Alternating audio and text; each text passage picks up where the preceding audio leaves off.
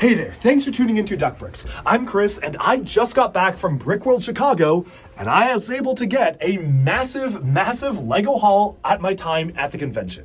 Of course, I've already published a 4-part vlog detailing days 1, 2, 3, and 4 over on this channel. You can find those linked in the description below, where I talked about the incredible experience I had meeting fans and other LEGO influencers, hanging out and having fun. But now it's time for the part that a lot of people do want to see, and that is the massive LEGO haul.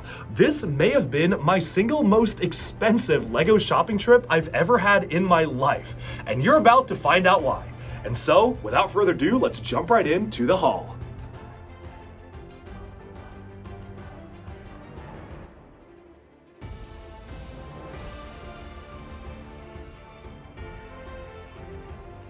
Okay. So here we have the entire haul from BrickWorld Chicago. This is a ton of used sets, a ton of new sets, and pretty much every single item here, aside from the couple of sealed sets in the center there, have been fully built and ready to showcase for all of you. Now this might be one of the most eclectic and diverse collection convention hauls that I've ever gotten. There are modern sets, there are old sets, there are factory misprints, there are Comic-Con exclusive minifigures, there are custom LEGO mock build models, there's a rebuild of an existing set, there are some random giveaways, there are sets ranging from some of the oldest things LEGO put out to some of the newest. This is a crazy haul, and I cannot wait to showcase all of it with all of you. So I think the only way to actually work my way through this is to actually kind of start from one center and go across, because otherwise there's so much to cover. As you can see, these sets and minifigures and the parts just stretch onwards out to the back over there. There's even a store display there, which parts of it do work. I've spent some time kind of refurbishing it, but without further ado, I think it's time to cover this entire haul. I'm going to start here, I'm going to move stuff to the side, and then we'll work our way into the center. So the first thing, and probably the most obvious thing here, is something that I've been streaming for the past few weeks on. I was actually waiting to publish this video until I finished this, and this is a mock version of the UCS Hulkbuster. This is a build by Ransom Fern, a mockist who basically took the original LEGO UCS Hulkbuster set, just took the pieces of the original set and made it 1,000 times better. If you aren't aware, let me go ahead and grab the OG set right here. This is the original set, and as you can see, the new mock version is improved in pretty much every way. The legs actually have the bulk they need, the chest is not very weirdly proportioned anymore, even the arms are better, obviously the shoulder armor is much improved. There are a lot of really cool improvements made to this model compared to the old one, and so what I wanted to do was actually put out a full-on comparison video between Ransom Fern's mock and the original version of the Hulkbuster. And so when I was at BrickWorld Chicago, somebody hooked me up with a Legoland Discovery Center 30% off discount, so I said, you know what, why not? I'm probably never going to actually find this on sale anyways, so might as well just get the pieces and go ahead and build this. So I've been building this live on Twitch for the past few weeks. Actually, a friend of mine was just able to come and help me finish a few days ago, so I finally have it done. And stay tuned, because I will be publishing an in-depth comparison video showcasing how this compares to the actual set, so stay tuned for that if you want to see. But this is probably one of the biggest items I actually got in BrickWorld Chicago, and it was certainly a hassle bringing all the parts back home. Setting that aside, though, we can move on to some of the smaller stuff. One of these other dark red items is an actual Bionicle Hordika mask. This is for Hordika Vakama. It was at the garage sale. I picked it up. If you aren't aware, the garage sale is one of the best ways to get random LEGO items for pretty good prices. This was only $10, so I figured, you know what, I probably already have one, but for 10 bucks, an authentic original Bionicle mask with the original LEGO tag still on it is actually really cool. So I thought, why not? You know what, let's just get another one.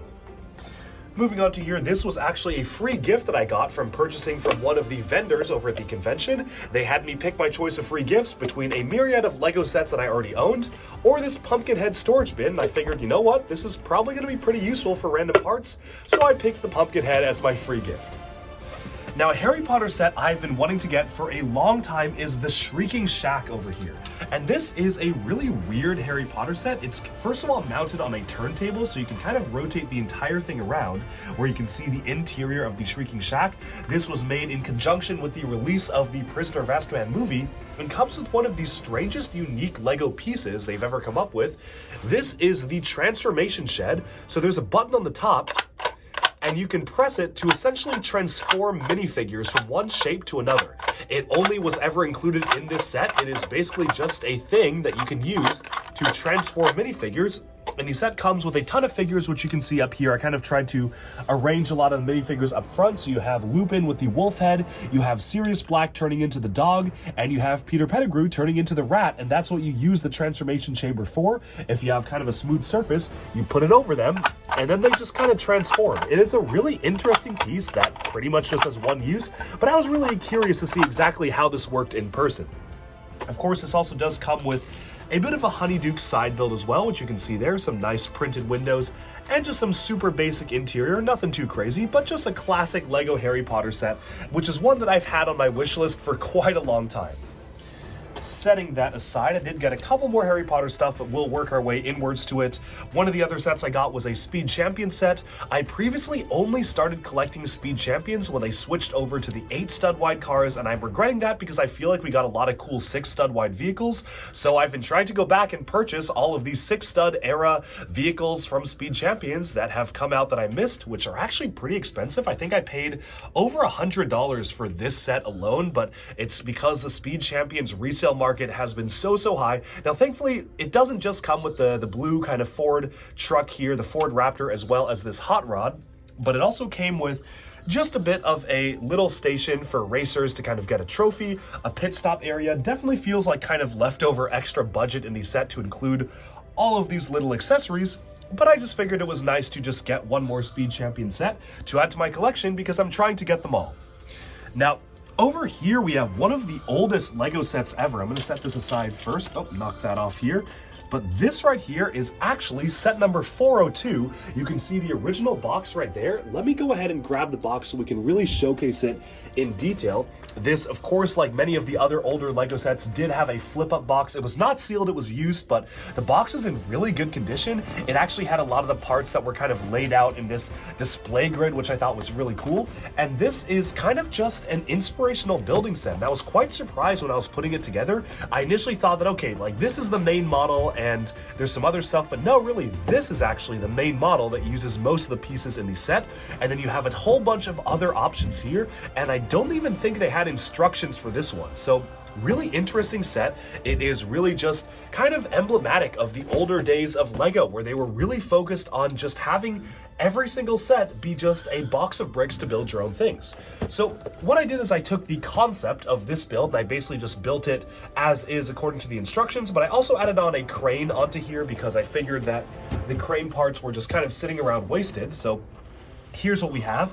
The base plates are, interestingly enough, rounded along the edges of the corners, which is a pretty unique novelty for that era of Lego. We've got this crane that can slide back and forth. It's a little bit unstable because obviously the build is not intended to have this crane on it, but you can see that you can raise and lower this. Of course, there was supposed to be a winch with a string, but the set did not include the string, so you know what? I figured, well, if it's not going to do anything with the string, why not actually have it use the crane? And what was really cool is that while I was putting this together, it was really just using all era-appropriate parts. The minifigures, if you can even call them that, were actually the older versions of Lego minifigures, so that was super interesting how those were done without the arms or movable legs. This was kind of the precursor to the minifigure, and it came with 4 of them, so I thought that was really cool how we got so many of these different types of older Lego characters.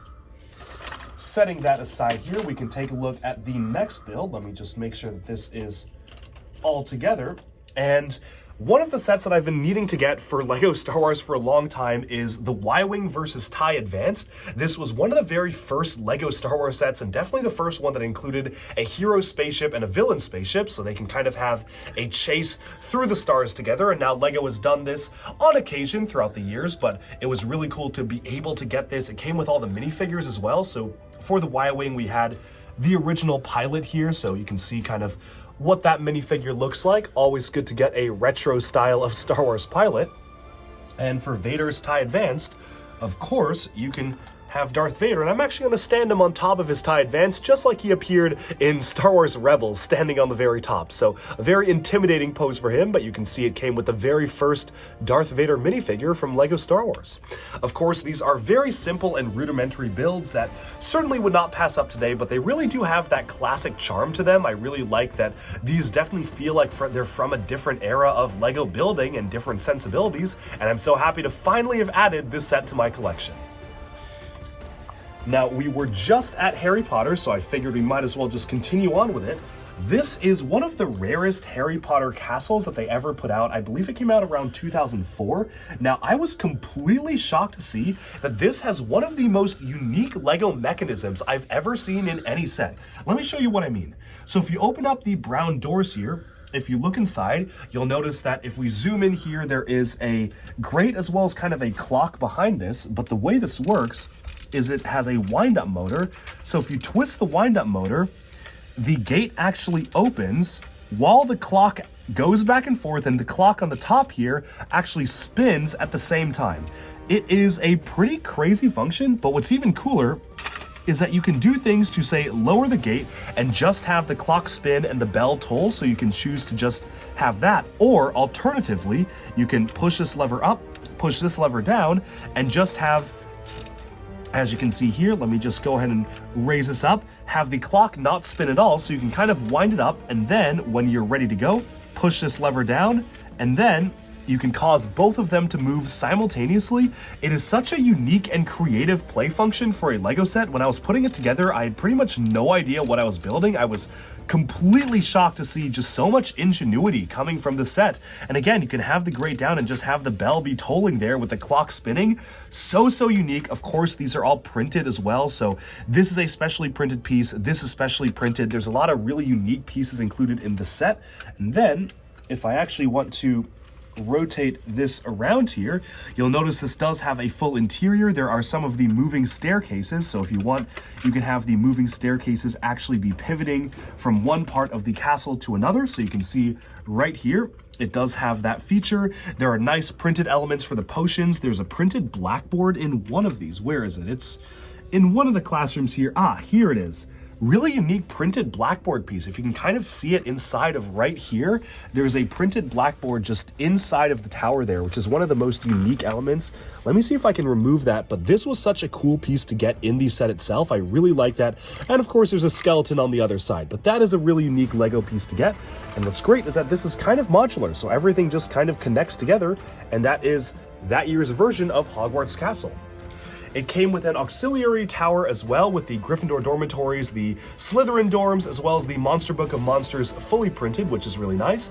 Again, super rudimentary designs. Like, this is probably one of the simplest LEGO Harry Potter Hogwarts Castle in terms of builds that we've ever gotten, but still really cool to get this vintage era of castle, and I'm glad to have finally owned this one. Moving alongside, we can take a look at some of the next sets here. Going back to LEGO Star Wars, this Geonosian Starfighter was introduced for 2002 Attack of the Clones. This was the very first Geonosian Starfighter we ever got, so this one is going to look really good alongside the newer one they released for the Clone Wars, which I think you can actually see up there. Oh shoot, I already own this. Huh, it's already up there. Okay, weird. I guess I have two now. That's funny. I didn't realize I had this built. I knew I owned this, but I didn't realize that I had it fully built. I acquired this set initially from my cousin who gave me a ton of LEGO, and I completely forgot that at some point in my life I hunted down the pieces and built it. So you can see the other Geonosian Starfighters all the way up here, which is kind of funny. I guess I can just add it onto my fleet. You've got the 2011 one and the original one hanging already. So this is just kind of an extra, I guess. However, some sets that I definitely didn't own, at least I hope not. I'm looking around right now, but I don't see it. I don't think so. Yeah, I don't see this version of the Vulture Droid. Okay, so this was a Vulture Droid versus Jedi Interceptor set.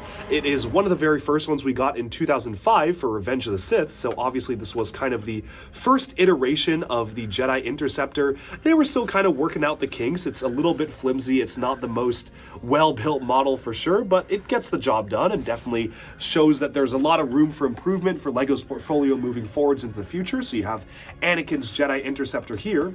which closes up and you can kind of land it down. And you have the very first kind of Confederacy of Independent Systems Vulture droid here. So this is not the first one we got from LEGO. The first one we got was for the Trade Federation in 1999, so that was the brown one for Phantom Menace. But this one is the kind of sand blue colored one for the Separatists. And to move the actual limbs here, you literally just pop the pieces off and pop them back on to close them. So super rudimentary in terms of building techniques, but I think it has, again, some of that classic charm for LEGO, and it will definitely fit in well with all of the other different types of Vulture droids that we have all the way up here. I've gotten a lot of them built. I even have one custom one from BrickWorld, so we've got so many different ones that you can see up there, and this one is just yet another one to add to the collection. All right, moving on from the Vulture droid though, we can now take a look at some of the other builds that we got for this particular listing. Oh, one thing I forgot to mention is that, of course, did come with the minifigure, so this only came with one minifigure of Anakin Skywalker, but you can see the kind of goofy and strange type of facial printing they had for the 2005 LEGO Star Wars minifigures there. Now, this set right here is kind of a funny one. It is the Chum Bucket from SpongeBob. I honestly didn't really collect that many SpongeBob sets when they were coming out because I've never actually seen an episode of SpongeBob. I know a lot of people have been telling me to watch it. It's just so much content, but I've never seen an episode, but I figured the LEGO sets are kind of funny and charming, so I don't really know the context behind the Chum Bucket other than kind of what I know online. But on the back here, you can see that the interior is actually a fully brick-built interior. You've got an exclusive SpongeBob minifigure with kind of a worried face print. You have a Robo Butler. Unfortunately, for this era of LEGO, the stickers were really awful and they peel and flake super easily, so the stickers aren't great. The robot SpongeBob is actually missing the sticker, which was a shame because the set was advertised as complete when I bought it from a vendor, but it was missing the unique robot SpongeBob sticker across multiple pieces. And the other thing is that I had to redo a lot of the stickers, or at least the ones I could, because they were positioned really, really badly. But then as I was taking them off, they were kind of ripping apart and splintering apart into their own pieces. So I kind of did the best I could to just try to get them a little bit realigned. But for some of them, like this one, I just couldn't peel it off because it was breaking up into like 5 different pieces. Such is the curse of LEGO stickers around this era of like 2005 to 2007. LEGO stickers were just really bad, but I'm glad they fixed it since then. Moving on from that, where do we have next? Okay, so I guess kind of a weird random thing is that I got these 2 side builds for the LEGO Creator Wild Animals set. They were part of the side builds for a set that came with a gigantic lion, which I believe I already own. These are only $5 for both. Like, they were kind of in a Ziploc and they only cost me $5 at the yard sale, so I thought, you know what? They're just cool brick-built animals and I feel like I'm getting a lot of value for $5, so why not? Just wanted to add these to my collection. Moving on from that, we'll talk about the lightsabers later, because those are definitely big ones. One of the most interesting things that I was actually able to pick up here is this set. This set, 40489, is actually a canceled LEGO set from, I believe, 2021. Yeah, so this was supposed to be a free gift in December of 2021, featuring Mr. and Mrs. Claus's living room. Unfortunately, for reasons unknown, it was canceled. Some speculate it's because the set included a printed naughty list tile, and the first name on the naughty list is Donald, which I think is very, very funny, but I can kind of see why LEGO decided not to release this. Still, it's a really unique set. It has exclusive stickers, so you have kind of the snow falling on the windows in terms of stickers. It's got a sticker for the chair. It has, of course, that printed naughty list and an exclusive Mrs. Claus minifigure that hasn't really appeared in any other set so far. So it's a really cool build. I like it a lot, and I wish that they actually release this. I'll be doing a full review on this sometime soon in the future, so do stay tuned for that, because this was a pretty cool one, and I actually got it for a pretty good price. I think I paid around $300 for this, which was a little bit under market value of what you can see selling on eBay, and you can't even list this on Bricklink for sale because LEGO doesn't allow the sale of canceled LEGO sets on Bricklink, so if you want it, you kind of have to go to eBay. Setting this set aside though, we can take a look at the next stuff. One of the major sets that I got was this LEGO System Metroliner. It looks like I only paid $100 for this, which is actually pretty good. I mean, I feel like that's pretty good value for a vintage LEGO train set. You can see that this has a silver box, which is really cool with LEGO System. The flap does open up, so you can see the artwork and all the minifigures included. It, of course, had the rails as well, so you could actually have it go alongside the powered rails, which is a really cool system. I've actually got the rails stacked up right over there alongside one of the original polybags from the set itself, which is pretty cool to be able to have. But I just thought it was cool to actually have this box. I'm kind of shocked it fit in my suitcase. It literally was the perfect size to fit in my suitcase, but you can see it's not in the best condition, but it's still pretty good. I don't really collect boxes, but I always think it's cool to have a vintage Lego set box. But setting the box aside, you can actually see that I have put together the train itself. Now, unfortunately, the set was missing a ton of pieces. And specifically the back here, I just ran out of pieces to build and they just didn't have any more. Thankfully, those are pretty common parts to just finish up the train, but yeah, it was not really as complete as I thought it would be. Otherwise though, this is a really nice vintage style of train. It's got a custom chassis here to allow the lights to actually light up on the front, which is really interesting. So cannot wait to see this in action. And it also came with a bit of a loading platform, which you can see right here, so you can have vehicles be able to drive up into the train because it was a bit of a cargo train. One of my favorite details is that, as you can see on the sticker, you actually have timetables for trains departing for Berlin, Prague, Hamburg, and Paris, which are all places that I've been to. Specifically Hamburg, I went to last summer and was one of the best places to be able to actually purchase rare Lego from. So kind of funny how things come full circle. Setting aside the train stuff though, let me just kind of get this train out of the way here. We can move on to some of this other stuff. Let's see. So first off, I think what makes sense to talk about is this. This is actually an official Lego set of brick-built fish. This was designed by JB Bio Productions, which is, you can find him online. He is a mockist who made the Lego Ideas BTS set, which is pretty cool. And you can see that this is actually a really special initiative for Lego. What they did is that for the Pick-a-Brick system, they introduced a new type of model where fans could submit ideas similar to the Lego Ideas program, but much smaller, and actually allow these to be made into official sets, which is something that he just gave me for free. So thank you so much for giving me this. This is so cool. I actually did not buy the other ones yet, but now I might because I have one now. It was just packaged in a standard Lego Pick-a-Brick bag. I had to get the instructions online, but it's really cool. It's like cute, clever, posable builds of fish, and I think it's just a nice initiative that Lego is allowing creators to make their own custom creations, and then if they're chosen, sell them as official Lego sets. Setting aside the fish, we can take a look at some random smaller stuff here. I'm trying to collect every single Lego DC Superhero Girls set, so I got this actually sealed, but I didn't keep the box. Again, I don't keep boxes. I didn't really care about the box, so I tossed the box, but I got this sealed. At some point, I want to own all of the DC Superhero Girls sets because I want to display all of the mini dolls alongside my other DC characters. I believe I'm only missing 2 sets now, so hopefully sometime in the future I'll be able to finally complete the collection. But here you can see this is the, I believe, Harley Quinn Cafe, where you can see Steve Trevor of all people in there, as well as Harley Quinn herself in mini doll form, which is a pretty uniquely detailed mini doll. I actually really like this hair sculpt that was only used for superhero girls. Setting that aside, this is a really interesting set. The set number of this is literally set 001. Like, this is set number 1. No, it is not the first set they ever made, but it just happened to be numbered 1 for the Samsonite gears. Now, let me see, when did this actually come out? Does it say on the side of the box? I believe this is from the 1970s, if not before. It is one of the oldest Lego sets they've ever done. But as you open it up here, you get a really cool presentation of the original style of Lego gears. So these were the gears that Lego was making back in the day. You can actually kind of turn them a little bit into slots. So if you kind of mess around with it, you can see that you can actually turn the gears here, which is a really cool function. Like, you actually have the box to demonstrate the functionality of the gears, which is so interesting to see.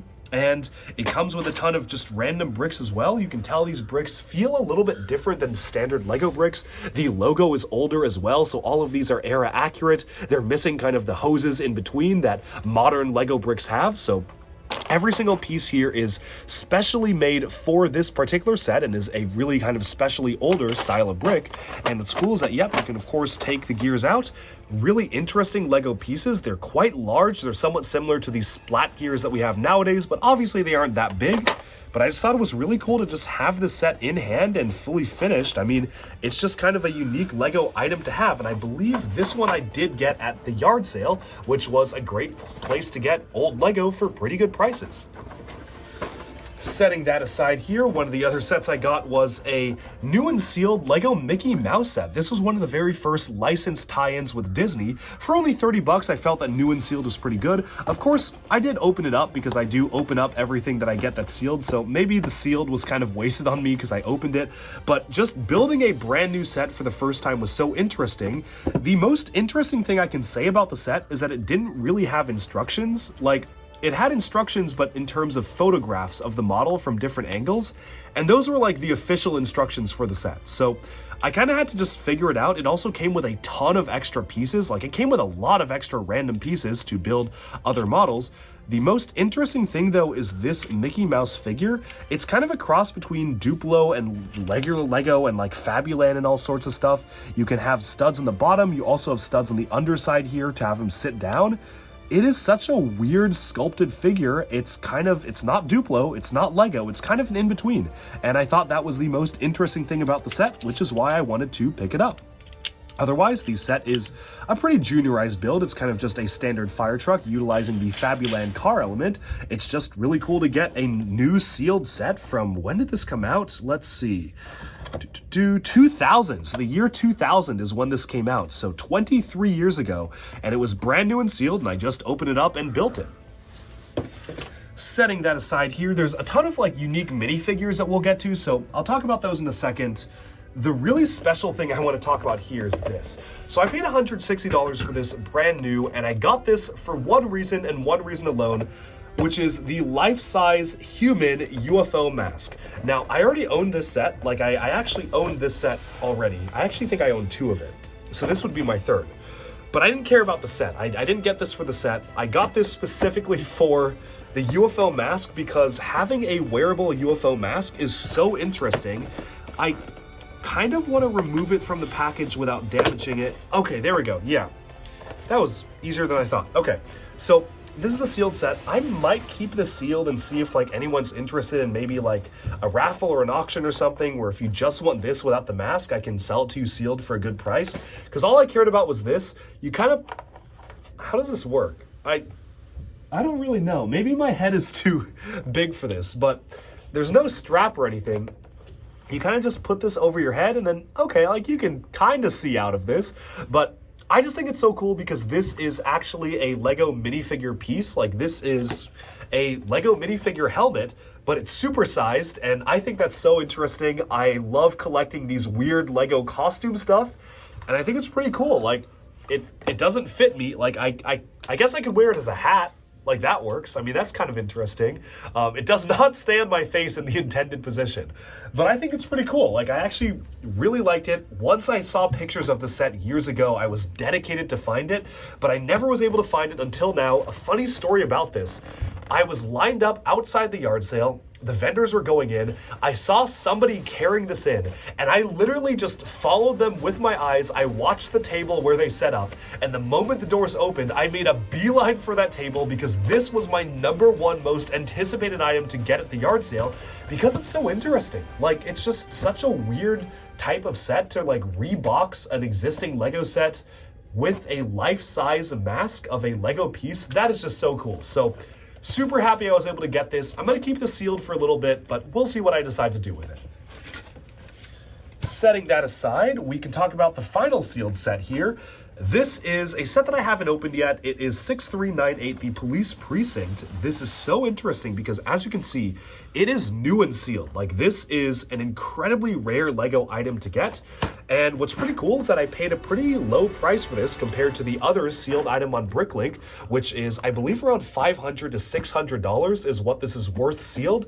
I paid around half that, I think around $300 total. So I was pretty happy with that. I actually got this at the silent auction. So there was a silent auction that was held at BrickWorld Chicago, and I was bidding on it. I was in a bidding war with one other guy, so we were kind of like sitting across from each other, and we just kept like writing more and more bids on, but eventually we had, I think, 10 seconds left. I ran up, I put down $300 and it was over. The auction was done. So I'm sorry, whoever you are, I beat you to it, but this is a really cool model. I honestly haven't opened it yet because I'm a bit conflicted. I feel like somebody else is going to appreciate this sealed a lot more than me. because I don't care about sealed sets that much. I don't even care about sets with the boxes. I mostly just have all my Lego built and have it be used. So what I'm thinking I might do is that I actually am going to be running a Lego auction pretty soon, a live Lego auction. I'll be doing $300 worth of free Lego giveaways as well as an auction. I might auction this off and just use the money to buy myself a used copy and let somebody else enjoy the sealed set. So stay tuned for that on Whatnot if you're interested. And I do actually have a code in the link below. If you want $15 off whatever your next Whatnot purchase is with Duckbricks, you can click that link and go ahead and go for it. But now we can set this aside and take a look at some of the other items here. Now, there's a lot of smaller items here, but that does not mean that they are not interesting. In fact, I think some of the most interesting items are the smallest ones. But we'll set those aside first. The first one I want to talk about here is the Lego Heartlake Grand Hotel. This was also a sealed set, so I got this Lego Friends set fully sealed. I threw out the box when I was there, and I just basically wanted to get this set as is. It's just a really nice hotel set with a working elevator. Like, this thing does actually work, so there's an elevator that goes all the way up and down, which is a pretty cool function. So I've been trying to collect a lot of the Lego Friends sets that I missed out on that I just personally found to be pretty interesting, so this was one of them. Glad to have finally added that to the collection. The set also included a taxi, which is a little goofy. Don't know how I feel about the taxi, but a piano build as well, some chairs around the table, and some fences to really just complete the look and feel of this entire hotel. So that's what you can see for the set there. It was fully sealed. I threw out the box there and just built it right here. Now, this isn't a Lego thing, but just kind of fond memories. We all got photos from medieval times. Myself, Just Too Good, a couple of brickheads, and a ton of other Lego influencers and just Lego fans went out to medieval times and had an incredibly crazy night where this was our entire gang. So we had a lot of people. I think we had like 23 people or so, and just a really fun time. So we all got photos from it. Every single person got a photo, and it was a lot of fun. Moving on from that, we've got, this is for the Lego train set. So this is kind of the motor for the electronic rails. We'll talk about this later. We have a program from BrickWorld. So this is kind of a guideline of events. So you can see that there were events going on pretty much every day. Like, this was a really packed convention where there was something to do at pretty much every second, which was so much fun. I mean, this was, again, basically my first Lego convention ever where I was actually an attendee and not just a member of the public. So getting a chance to actually experience a lot of these activities was so much fun, and I cannot wait for next year. And if you want to see the full vlog, I have actually already posted my entire BrickWorld Chicago experience on Duckbricks in 4 parts for the 4 days I was there, so you can check those out, linked in the description if you want. Moving on from that, I got a few European Ninjago magazines. Every time I go to Europe, I want to get these magazines specifically for the cool figures, but also to read the fun comics inside of them. Now, these are a bit more expensive than you would pay in Europe. I paid around $10 to $12 per magazine here because they definitely were a bit more expensive because obviously folks had to bring them over from Europe to sell them there, which makes sense. They are Europe exclusive, so I just got a few of them, just the ones that I wanted the figures of in particular. This one comes with the exclusive Ronin minifigure from Ninjago City Gardens, so definitely wanted to get that. I paid, $12 for this one. Not super bad for 2 figures, although I did give away the Cole figure. But the rest of these were, I think, $10 to $12, so not too bad in my opinion. You can actually see some of the foil packs that came from the magazines here. So this one was the Golden Oni Lloyd. I think I bought this separately without the magazine for $10. Crystal King came with the magazine, same with Polybag from the island, and same with this crystallized Lloyd here. I also got the Shazam figure. Unfortunately, I thought it was only $3, but then they were like, oh no, it's $10 and this is just the wrong sticker. So paid $10 for another Shazam because I wanted to display the variant of him with the hair, but you know what? You win some, you lose some. What are the other interesting ones here? We'll talk about these ones later because that was part of a different buy. But yeah, those were the magazine buys that you can see right there. And the minifigures themselves are here. So you've got Shazam, you have Ronin from City Gardens. What else do we have? We have crystallized Lloyd without the hood, but with the actual kind of torso and legs. So just a cool minifig to get. We have the Crystal King himself, the Overlord, without armor or forearms, but kind of the most simplified version of him. We have Polybag from the island, just a fun character to get with 2 heads and the printed shield. And of course, we have Golden Oni Lloyd, no Oni mask, but with the torso and legs, which is definitely really cool to get because this is a really special variation of Lloyd. And he comes with a cool weapon as well. One of the sets that I really wanted to get was this Ninjago Dragons Rising Polybag. It's just the Kai and Raptin's Temple Battle Polybag. I do not know where this is being sold because I've been to Legolands, I've been to Legoland Discovery Centers, I've checked Target. I've just never been able to find this new Polybag, but somebody was selling it for $8, which, I mean, normal Polybag cost is $5, so I thought it wasn't that bad of a markup at the vendors. So I figured, why not get it? And I actually have the minifigures here. So we have the new versions of Kai and Rapton from Ninjago Dragons Rising, and I'll be using this minifigure in a tutorial on how to modify your minifigures to make them closer to the TV show by doing some illegal cutting techniques, but that's why I got an extra Kai minifigure just to make it for that video. It also came with a bit of a shrine build, which you can see right here. Super simple, just kind of a golden weapon, alluding back to the Ninjago stuff of the past, but a fun Polybag to get. What else did we get here? Okay, so this was the last Angry Birds movie set I didn't own. For whatever reason, I just didn't own the plane yet. So you know what? I said, let me just get it. It was also, I believe, fully sealed. So I did build this fully sealed. I threw out the box and just opened it up. But you can see Red and the catapult here, as well as the piggy plane. Just kind of a cheap set. I think I only paid $20 for it, which is pretty close to retail. So not too bad for that. This right here is a Classic Space Rover set, which is super interesting. Love Classic Space. I'm trying to collect every Classic Space set, so I'm really happy to have actually been able to get this. Now, I believe I only paid around $15 for this, which for a vintage Classic Space set is actually pretty good, so I'm actually really happy with the price I paid. Moving on from that, we just have a couple of side builds from like the hotels. So we have hotel side builds for Lego Friends. We have a tank side build from SpongeBob, which is kind of funny. This is, I guess, a little version of a realistic tank. That's funny because Lego doesn't do tanks. I got a Lego Elves Polybag, which I had missed out on when it first came out. This is Syra's Adventurous Air Glider. I love Lego Elves. I'm trying to collect every single set. So for $8, again, normal Polybag fee is $5. I thought not too bad of a markup for a discontinued Polybag with a cool mini doll. Setting that aside, we have some of the cars from the train set. We have the Geonosian cannon from the Geonosian Starfighter build, so you've got that blaster right here. Let's see. Ooh, one of the older sets that I got was I got a couple of Ninjago Polybags for $10 a piece, but they're vintage ones, or at least vintage in an extent that these are some of the earliest Ninjago Polybags. We have the 2011 Polybag for Kai and a Fire Dragon, a 2012 Polybag for Zane and a weapon. I might own this one already. I'm pretty sure I don't own this one, but I figured, you know what, they're old Ninjago Polybags, so why not? Only $10 a piece, so not super bad. And you can see the builds right here. We've got a Fire Dragon, which I guess at this point I probably will have to put alongside the rest of my Fire Dragons up there to really just make the collection fully complete. You can see all the other Ninjago Dragons flying above us right now. And then we have a shrine for Zane ZX here, no armor piece, but the way this is that this opens up, and you can see one of the golden weapons introduced there. This was a golden sai, which is kind of funny because things are coming full circle. You have a golden sai as the main weapon for a 2012 Ninjago Polybag, the same year those pieces were introduced, and then in a 2023 Ninjago Polybag, you are also fighting over that exact same golden piece. So that's kind of funny how things just kind of come full circle in that sense. Moving alongside, let me see what else do we have here. Oh, as a gift from a friend of mine, I got this Lego Galador Happy Meal toy, which is super funny. I actually am trying to kind of collect all the Galador sets, and I have most of them aside from the really rare ones. And this is a Happy Meal exclusive, which I didn't own yet. And this is actually representing my favorite Galador set, which is Jens the robot here. Interesting how he has kind of a rubbery headpiece right here to kind of twist it back and forth. You can move the arms up and down, and this actually is compatible with other Galador pieces, meaning that you can actually use this for other Lego builds, and that is always very cool. Very funny, unique Lego McDonald's Happy Meal toys, back when Happy Meal toys were still really good with Lego. Moving on from that, what else do we have? Okay, we have a funny little Lego system bunny build.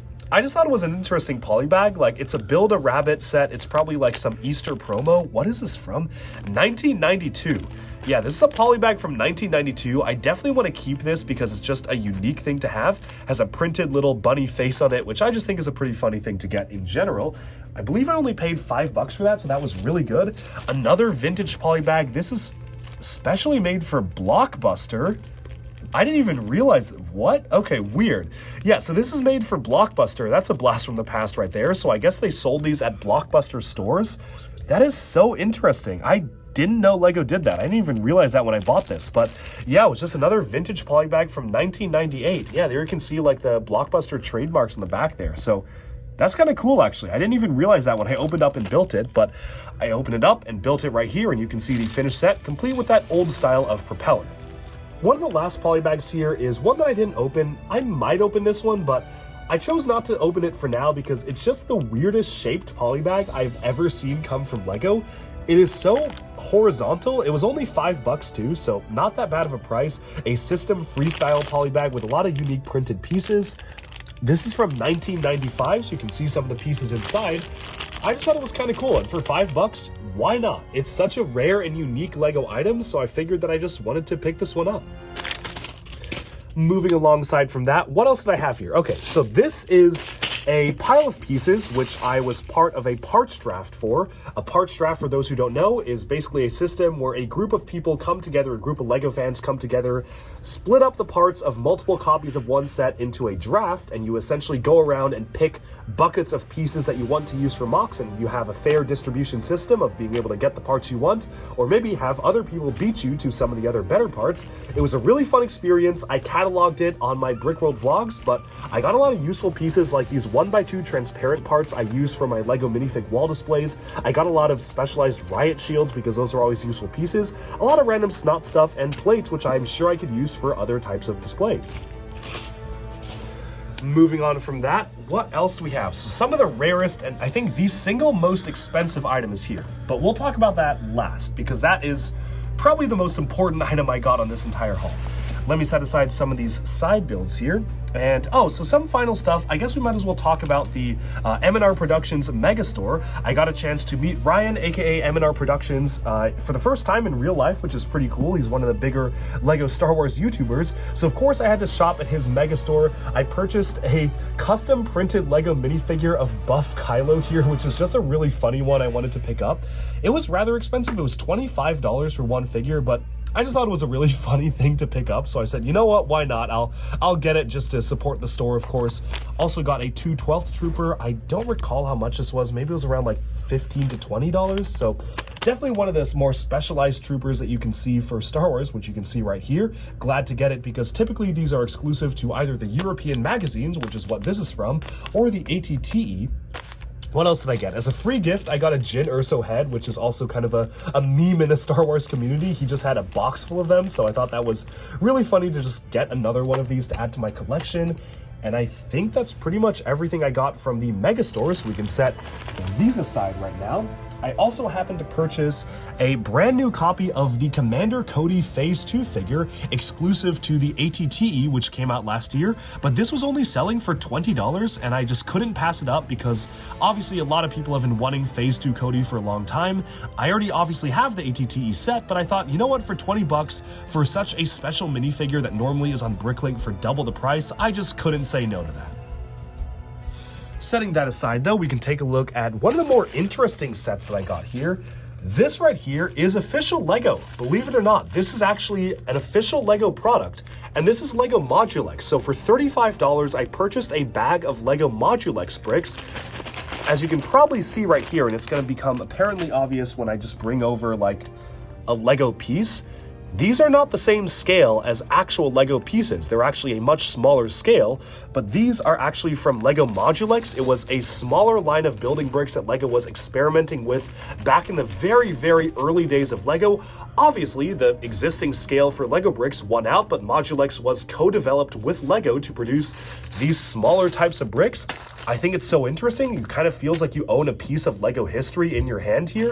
And so that's why I wanted to pick this up. There was a seller specially dedicated to selling Modulex bricks, which I thought was super cool. I have never owned any of these in my life, and I'm really glad that finally I've been able to get a pretty sizable bag of them. Also from the same seller, I was able to get kind of randomly, how many is this? This is like 20, I think 20 different white base plates for I think $20 for each 10. So I paid $40 for 20 white base plates, which obviously if you buy these direct from Lego, they're like $8 a piece. So I actually got a really crazy deal. Like $40 for all of these base plates is actually a really, really sick deal. I got both packs of them because these are super useful for my Lego minifigure wall displays, which you can see as I walk down into my collection. And now I'm probably never going to run out, or at least never going to run out for a very long time. So I'm not going to have to buy the standard retail price ones for a while. Moving aside from that, again, we'll talk about these items later on. There are a couple of items that I've kept sealed. This is the other item from the M&R Productions Megastore. It is a sealed mini TIE Fighter from 2002, just a mini polybag. I just thought it was interesting to keep sealed, and so that's why I got it. It was a really good price as well. I remember it was pretty cheap. I don't remember the exact price, but for a sealed polybag from back then, that is pretty good. Moving aside, I got this for free from a couple of brickheads. Brent from a couple of brickheads was giving away random free Lego to folks that he was going around and just meeting, so I randomly drew one of his bagged sets, and this was the one I got, the VIP Lunar add-on pack. So thank you, man. Moving on from that, I also got a gift from a follower of DuckBricks, Paul, which you might know from my Twitch streams. He gave me one of these Build Your Own Hogwarts Castle polybags because a while ago I had mentioned I was unable to find one, so he just found one and gave it to me, which is really, really nice of him, so thank you so much for that. Also, gave me a ton of these delicious gummy worms. I mean, these have nothing to do with Lego, but these are very, very good. Would recommend. Thank you, Paul. Greatly, greatly appreciate it. Like, these are actually really tasty. Moving aside from that, one other thing that I got, which I definitely want to do a full video and special review on, is this is not Lego. This is a special product made by Adam Reed Tucker, who, if his name sounds familiar, he is actually the creator of Lego architecture. He worked for Lego for a lot of years before eventually leaving the company and decided to make his own brand of building products. These are kind of different from Lego. They're a different scale of brick. They are a completely different presentation, and he gave me this and asked if I would be willing to review it, and I said, you know what, why not? I'll give it a try. So I'll be putting out a dedicated video with the whole unboxing experience for this unique non-Lego set at some point in the future, and this is probably the only non-Lego item I'll ever own in my collection. Moving on from that, this we'll talk about later. This is just kind of a random Knights Kingdom set. It is the Dark Fortress Landing from Knights Kingdom 2. Unfortunately, it was pretty incomplete. Like, some of the minifigures were missing legs, there was missing boats on this, and like some of the pieces were not there, but for the most part, for just like a castle set that is kind of a standard Lego castle set I didn't own yet, it was a really good price. I think I paid, it must have been like $15 for this, something really low, where it was like, okay, I'll just get it even if it looks incomplete. So this was, again, at that yard sale, another one to check off for my collection. Okay, we are reaching the light at the end of the tunnel. Right here, shout out to Brick Lover for driving me to the airport when it was time to go. I literally just ran into him in the parking lot and he offered to give me and Just Too Good a ride to the airport. So thank you so much, man. You can see his sig fig right here, which is super cool. I kind of want to make these and give these away of like duck bricks because this is really well done. Like, he's got his figure here, like attached to the card. You've got like info on the back on how to find him. This is really cool. Like, this is actually a really fun thing to get. I wish more people did stuff like this. Moving on from that, we have some merch from a couple of brickheads, of course, the OG Heater gang right here. So these guys we hung out with a ton over the course of the convention. And then, lastly, before we get into some of the bigger stuff, I had a poster signed by The Fold. The Fold is the premier Ninjago band, so basically they make all of the music for Lego Ninjago, and crazily enough, they actually had me go up and sing on stage with them, which was a surreal experience, which is why you can see it says, "To Chris, aka Duck Bricks, you rocked the stage." I definitely want to get this like framed and put in my future Lego museum because that is so special and cool. With this, I also got a couple of t-shirts, which are probably just like up in the wash right now because I wanted to get those washed so I could wear them, but they were signed by the members of the band. But I also got a discography of all of the Ninjago songs here, so you can see the full list of different types of Ninjago songs included in this single CD list, which I thought was just kind of a cool souvenir from that particular performance. But I think it's time to get to the elephant in the room. This is a vintage Lego RCX, kind of the precursor to what would eventually become Lego Mindstorms and then EV3 and all that. This is basically the earliest form of Lego Mindstorms in a custom display case, and believe it or not, at the amazing yard sale, I only paid $100 for this piece of Lego history. This is one of the coolest Lego store displays I've ever seen, because you actually have buttons to control the robotic arm. You can move it right and left, so you can see here, it is moving slowly but surely, but as you can see, you can actually rotate it and you can see the gears moving. Like, this is actually fully hooked up to Lego pieces, and you can open and close the clamp. So I'm gonna go ahead and open it right now to drop the ball. Super cool how they actually have this. Unfortunately, no matter what I did, the up and down buttons don't move. I suspect it has something to either do with maybe the wires have shorted, or something's wrong with the circuit board, or maybe something's wrong with the motor. It could be any of those. I tried to debug it for a little bit, but I figured, you know what, most of this works so I can showcase it on video. But this is just so cool how they actually have this as a fully functioning robotic arm and claw machine to play around with as a store display. I have personally never seen another LEGO store display like this with this much interaction in it. Sure, some of the modern LEGO store displays nowadays have like wheels that you can turn to have things rotate around, but this was truly special. Like, I've never seen anything like this. It is the coolest store display I've ever seen. I had to pick it up, and here's the thing. The seller who had this had another store display for LEGO, I think it was like LEGO Marvel Superheroes, also just $100, but I only could pick one because I was trying to think of logistics. Bringing this home on the plane was a logistical nightmare. I literally had to store it in a cupboard on the front of the plane because I didn't want to check it in. I was kind of worried it would break. So I hand carried this onto the plane, and I was like, you know what? There's not a chance I'm getting another one. So I had to pick one, but I do wish I got that other one. But $100, great price for this. I didn't know this existed. Like, it's pretty rare for me to come across an item of LEGO that I didn't know was real, but we can actually zoom on closer into the case itself where you can just see all the details of the robotic arm. Like, this is actually a working robotic arm. There's a light on the top, so it is fully lit. Everything functions like exactly how you would want it to. You can move it back and forth. It's just so cool. Like, this is definitely by far one of the coolest pieces of LEGO display history I've ever managed to obtain. And it might be one of, if not my favorite thing that I actually got at the convention itself. It's just so unique. Moving on from that though, speaking of unique LEGO items, there's only a couple of final stuff left here, and I think we've come to probably my favorite parts of the haul. And yes, we've talked a lot about so many big LEGO sets and so many unique things, but these right here are some of my favorite things. So first of all, I was able to purchase a couple of these BrickWorld LEGO lightsabers. These are fully made out of LEGO. This is, of course, Kylo Ren's saber here. It is not glued. It is just built out of LEGO system. I wouldn't recommend swinging it too hard, but like, you can get some amount of bend on it. It actually can be swung to some extent. I just thought that was really cool. How these were done, I actually got a chance to speak to the designer of them and learn a lot more about the building process, which really made me develop a really unique kind of appreciation for these particular builds. This one cost $180, so I paid $180 for this one.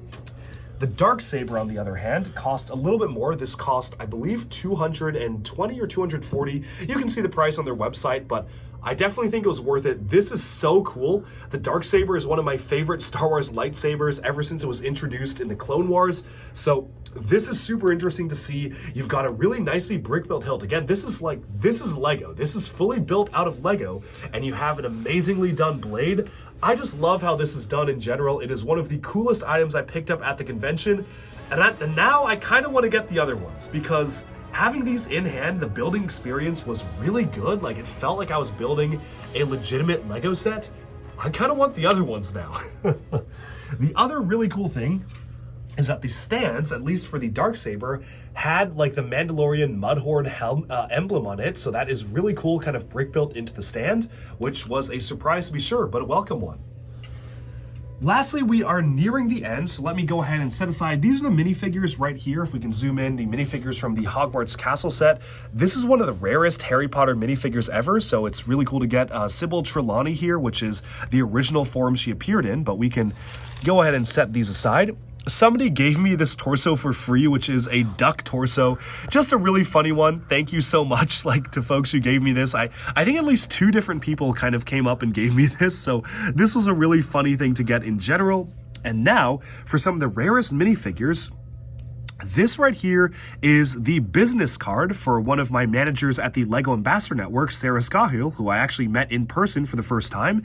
You can see information back here, which is so interesting to actually get a LEGO minifigure as a business card. Like, that is probably one of the coolest things. I know a lot of LEGO employees do this if they are kind of higher up in the LEGO company, but it was cool. This is my very first employee business card, officially printed LEGO minifigure yet, so I'm very happy to add this to my collection.